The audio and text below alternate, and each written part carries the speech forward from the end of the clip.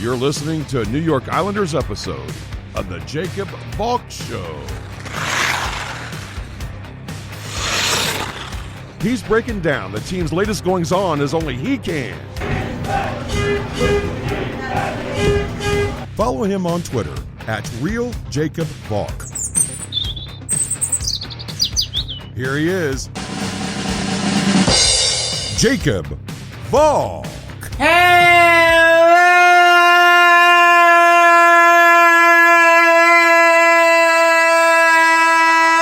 Islanders fans! Welcome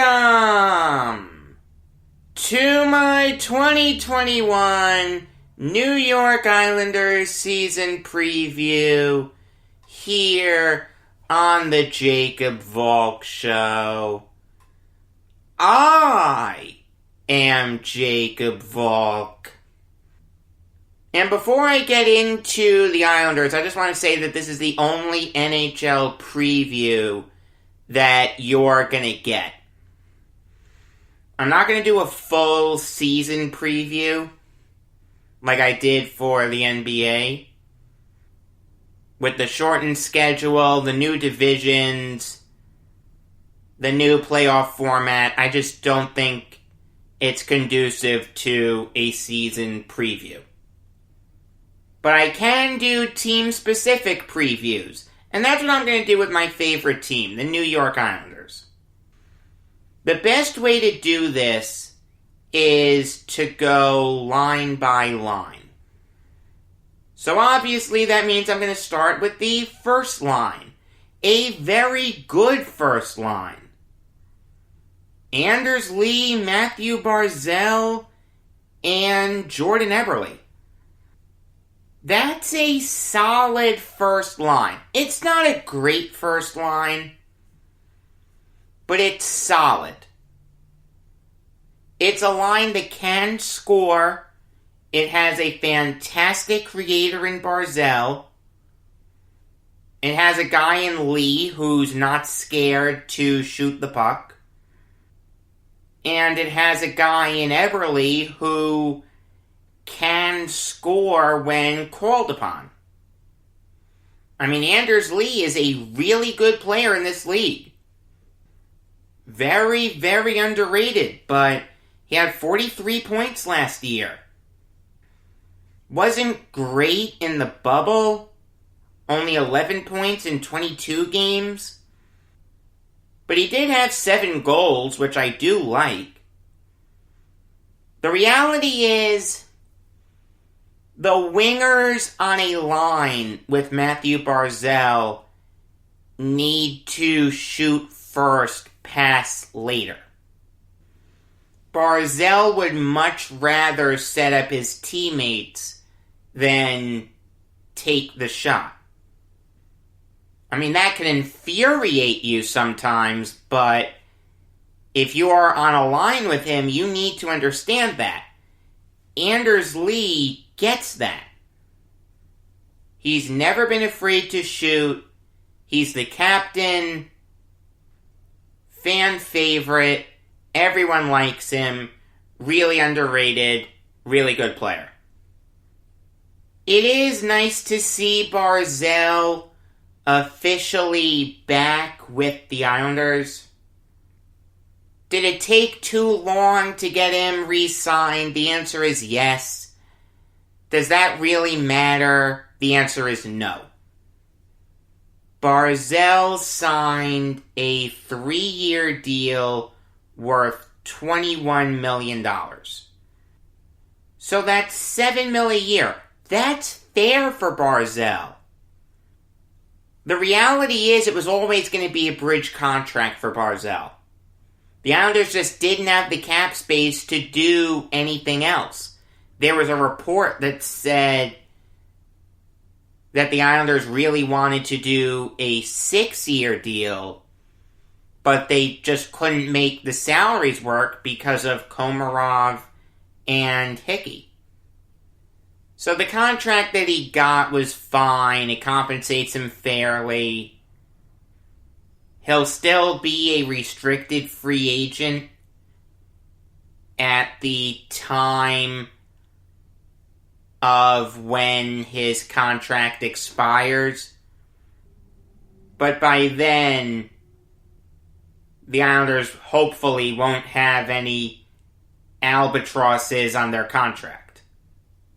23-24 is the year that Ladd comes off the books. The only guys under contract for that season are Lee, Nelson, Eberle, Bailey, and Pajeo.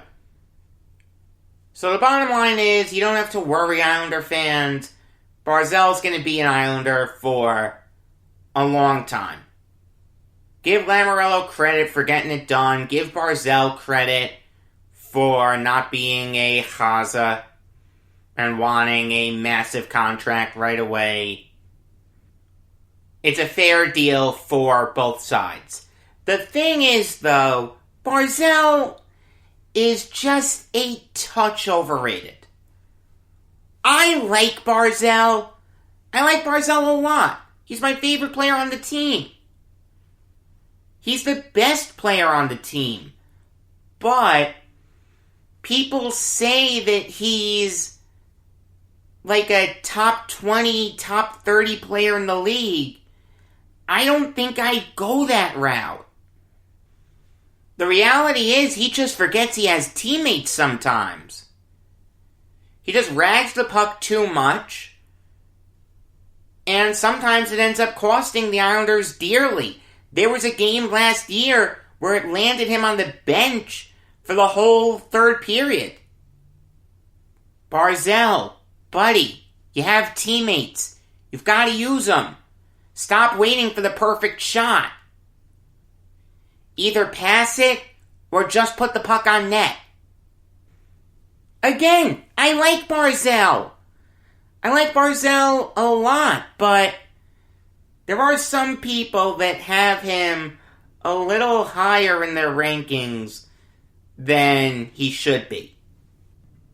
And Jordan Eberle is a fine first-line right wing.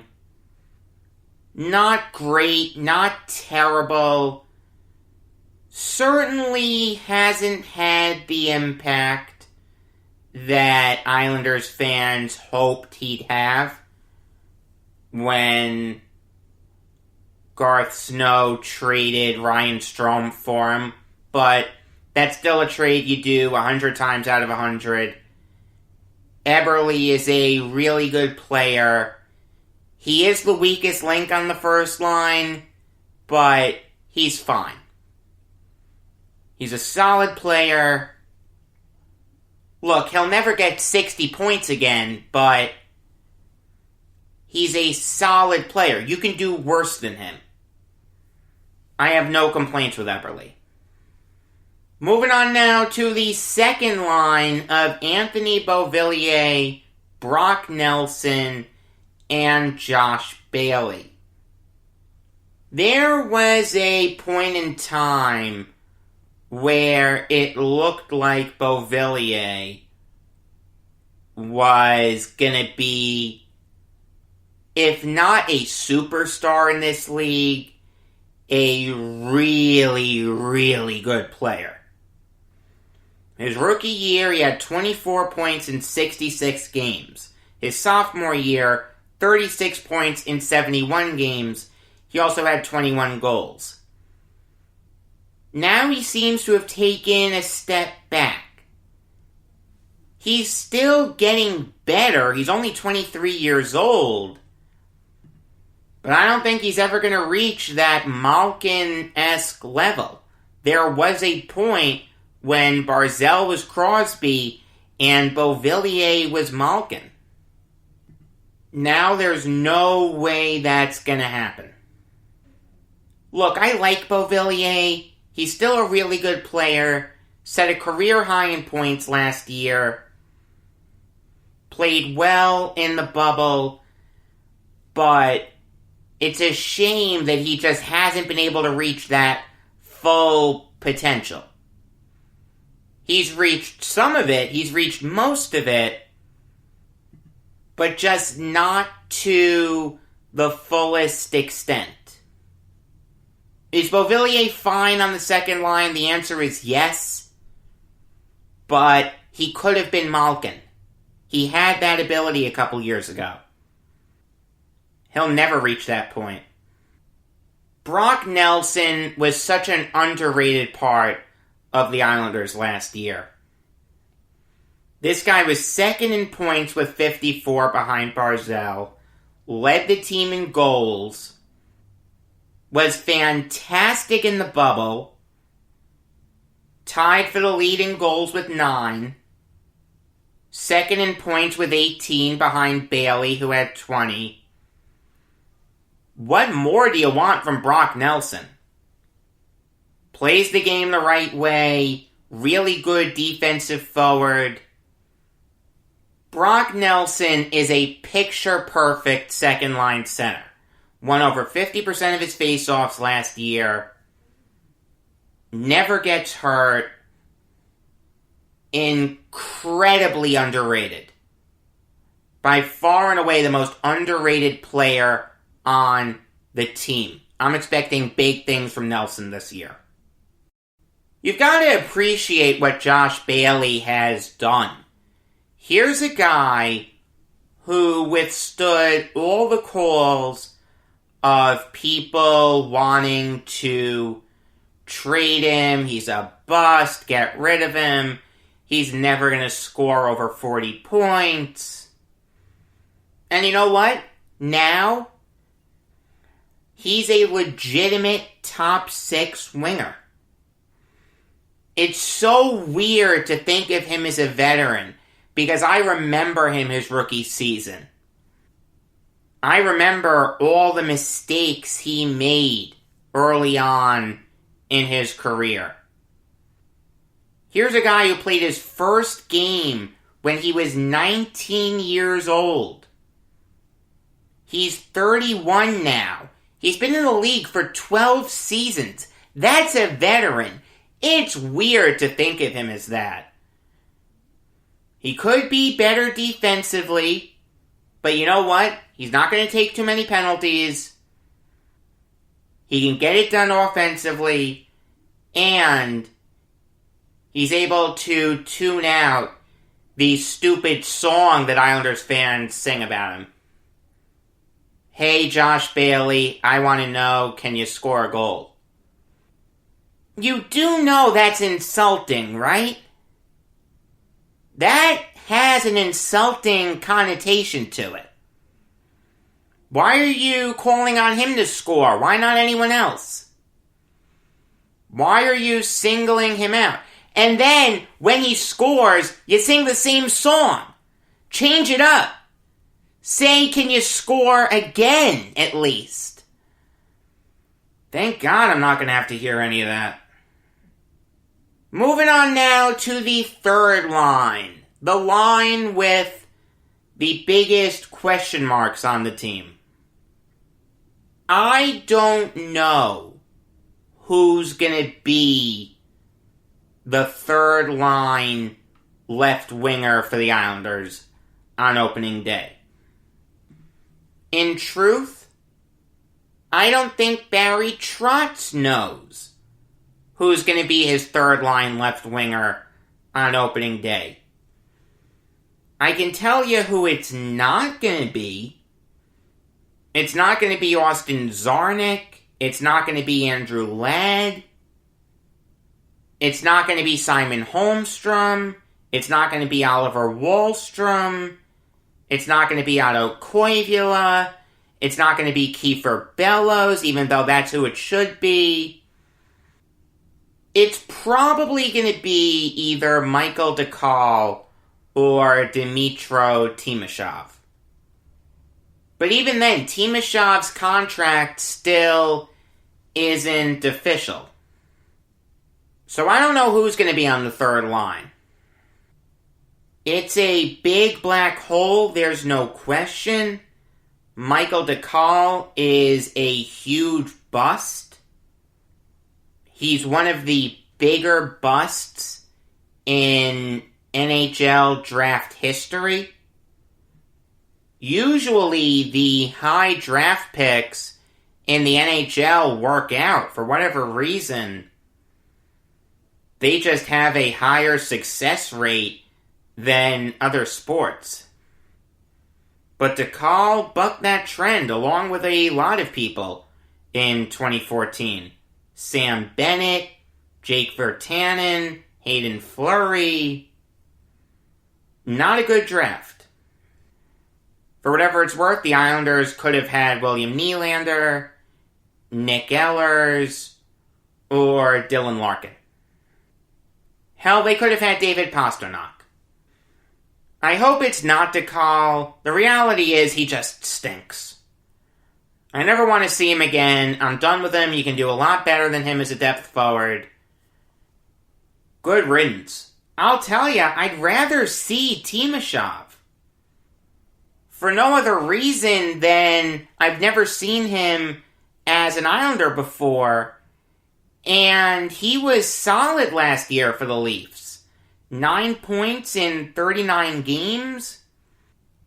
Give him a shot. See what he could do. Worst comes to worst, it gives you something to do before the trade deadline. I do expect Lamoriello to add a left winger before the trade deadline passes. I mean, last year he added a center. A really good center in J.G. Pajeo. A guy who went winless with the Islanders in the regular season. People forget that. J.G. Pajeo has yet to win a regular season game as a New York Islander. In 7 tries, the Islanders didn't win. Now, he played well in the bubble. 11 points in 22 games. Fantastic defensive forward. Fantastic penalty killer. I'll say this. There are some teams where Pajeo could be a second liner. He's a third liner with the Islanders. That's really impressive. The Islanders do have really underrated center depth. And Leo Komarov isn't awful. He's just massively overpaid. I mean, that free agency where Tavares left was bad enough. But then for Lamoriello to sign Komarov and bring back Hickey at those ridiculous contracts, that doesn't get talked about enough. Komarov hasn't been great with the Islanders. He's not awful. He's just not worth $3 million a year. He's a fine third liner. You can put him out there and he'll hold his own. But in a perfect world, he would be traded to clear up some cap room. Speaking of guys who are good, but are massively overpaid, that is the fourth line. Matt Martin, Casey Cizikas, and Cal Clutterbuck. Martin just signed a 4-year deal worth $6 million. Look, $1.5 million a year is fair for him. If you'd have given him that for 1 or 2 years, I wouldn't be upset at it. 4 years is just way too much. That's the thing. That's what makes it an overpay. And on no planet is Casey Cizikas and Cal Clutterbuck worth over $3 million. They're all really good players. They play the game the right way.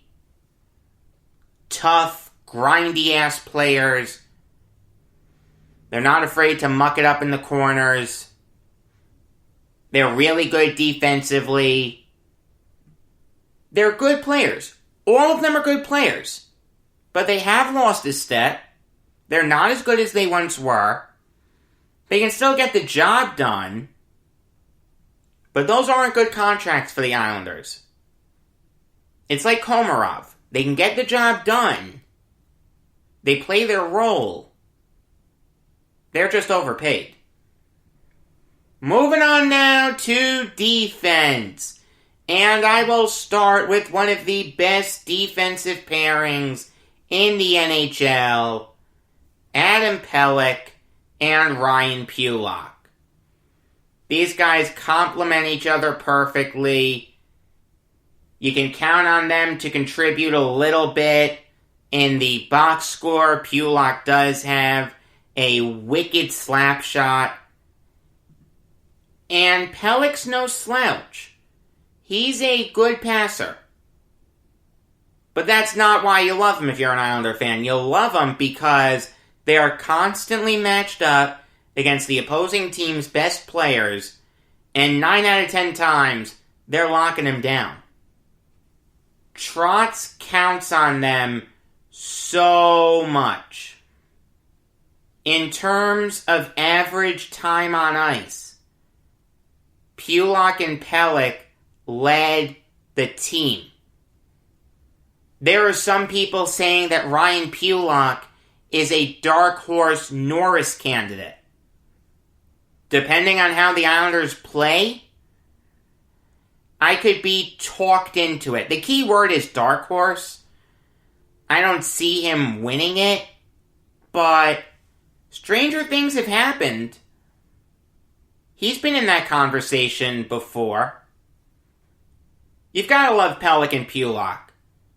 Obviously the best defensive pair the Islanders have, and one of the best defensive pairs in the NHL. Nick Lenny is a little overpaid. He's 29 years old. He's making $5.5 million. That's not what you want. His production has slipped the past couple of years. But he's still a good top 4 defenseman. He's still capable of contributing offensively. He can get the job done defensively. Out of all the quote-unquote overpaid Islanders, Letty is by far and away the best one. And Scott Mayfield is the physical player on the team. He was second on the team in penalty minutes to Ross Johnston. You don't want to get on his bad side. He will light you up. He's not afraid to block shots. He's not afraid to give you a good body check. Really good defensively. Capable of contributing offensively. Mayfield isn't going to set the world on fire or anything, but he plays a very important role on the Islanders. I like him a lot. I'm expecting big things from him. I mean, once you get to the third defensive pair, it gets bad for the Islanders. You can't afford to have 3 good defensemen and 3 bad defensemen. Mayfield's gotta have 20 points this year, or at least around there. The third defensive pair is probably going to be Andy Green and Noah Dobson. It's possible you could see Sebastian Aho instead of Green, but it's probably going to be Andy Green. And Green's not bad. He put up 3 points in 10 games for the Islanders in the regular season, was solid defensively, played well in the bubble. The thing is, though, you can do better than him. He's just a decent defenseman now. There was a time when he was a good, if not really good defenseman. I understand that Lamoriello really likes Green. Green's not a liability. He'll hold his own. He's a solid player, but you can do better than him. He's not great. He's not terrible. And Noah Dobson, there are a lot of people that are higher on him than me. I understand it was his rookie season. I understand that he's 21 years old. I'm not giving up on him. I'm not saying trade Noah Dobson for peanuts.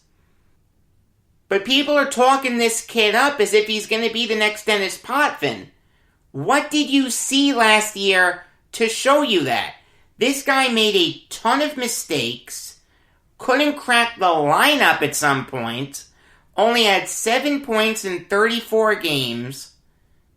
Him playing with Green for a full season will help him.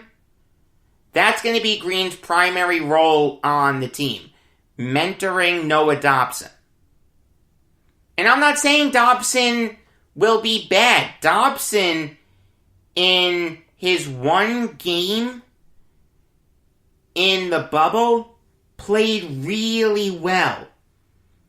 I know it didn't show up on the score sheet, but trust me, he passed the eye test.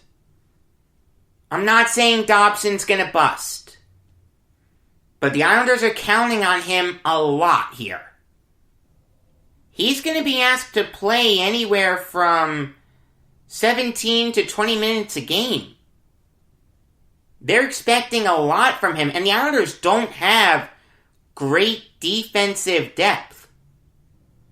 Their forward depth is fine. Their goalie depth is fine. Defensively, it's terrible. You've got Sebastian Aho, Thomas Hickey, Samuel Bolduc, Grant Hutton, Bodie Wild, and Parker Weatherspoon. With the exception of Bodie Wild, who I've never seen play in the NHL before, none of those guys are premier 7th defensemen. And with the coronavirus still out there, the Islanders may need a 7th defenseman more than they're counting on. This D-man core does scare me.